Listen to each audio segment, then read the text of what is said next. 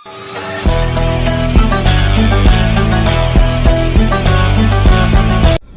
Friends, hello నమస్తే. నేను మీ అనంత్ ఉపేందర్ని. దయచేసి నా యూట్యూబ్ ఛానల్ సబ్స్క్రైబ్ చేసుకోండి.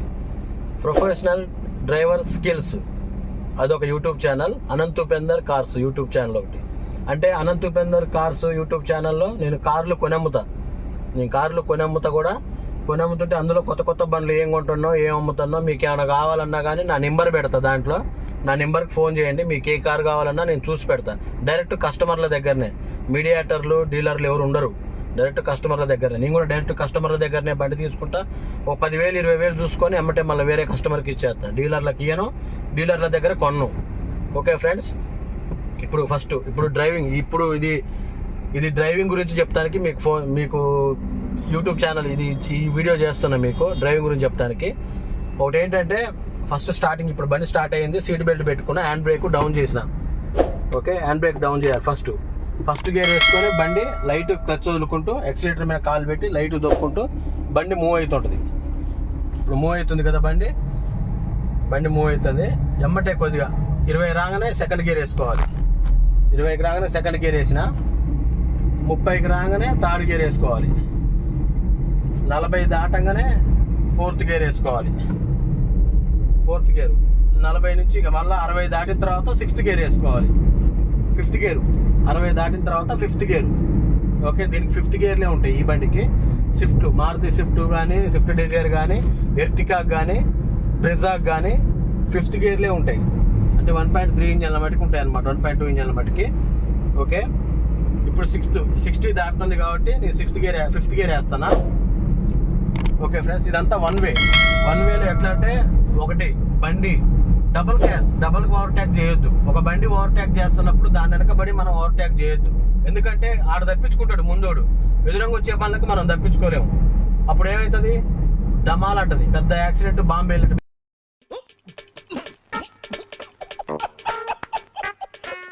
వాడు పాస్ అయిపోయిన తర్వాత మనకు అవతల పక్క బండ్లు ఏం రాకపోతే మనం ఓవర్టేక్ చేసుకోవచ్చు. మనం మధ్యలోనే దూరినాం అనుకో, ఇక బిస్కెట్ పడుతుంది అనమాట, పెద్ద బిస్కెట్ పడుతుంది, పెద్ద లప్ప పడుతుంది. అప్పుడు మనం తట్టుకోలేము. అందుకోసం అక్కడ కూర్చొని ఏడవాలి, బండి కాడ కూర్చొని తగిలిన తర్వాత మనం పీక్కొని ఏడవాలన్నమాట. ఆ ఇబ్బందులు ఏం లేకుండా ఎప్పుడైనా ఒక బండి క్రాష్ చేస్తున్నప్పుడు దాని వెనక మనం పోయి ఓవర్టేక్ చేసి క్రాష్ చేయొద్దు.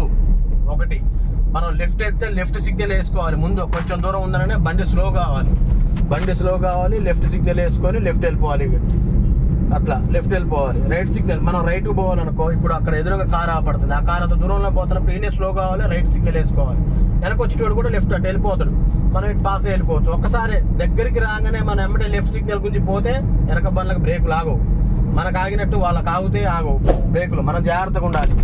ఎప్పుడైనా మన డ్రైవింగ్ మన కాన్సన్ట్రేషన్ పెట్టుకొని తోలుకోవాలి, కానీ ఎదుటోడి మీద ఆధారపడి తోలొద్దు. ఒకటి. ఇంకోటి ఏంటంటే, 80 100 దాటి పోవద్దు బండి. బ్రేకులు ఆగితే ఆగవు, ఏమైనా జరుగుతుంది, ఇబ్బంది పడతారు. సేఫ్ డ్రైవ్ అనమాట. 80 to 100 సేఫ్ డ్రైవ్. మంచిగా హ్యాపీగా దొరకవచ్చు. బండి ఆడంటే ఆడ ఆగుతుంది, మనకి ఏ ఇబ్బంది ఉండదు. ఇక ఇట్లాంటి వాటి కాడ చూసుకొని జాగ్రత్తగా పోవాలి. అటు నుంచి బండి వస్తుందో, ఇటు నుంచి బండి వస్తుందో.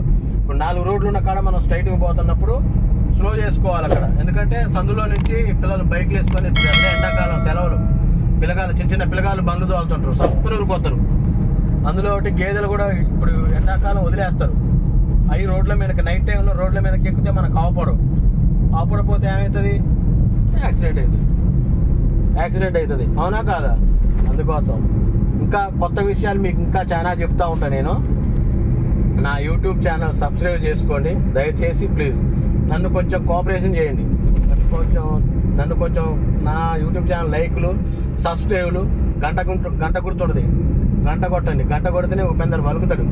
Okay, bye friends.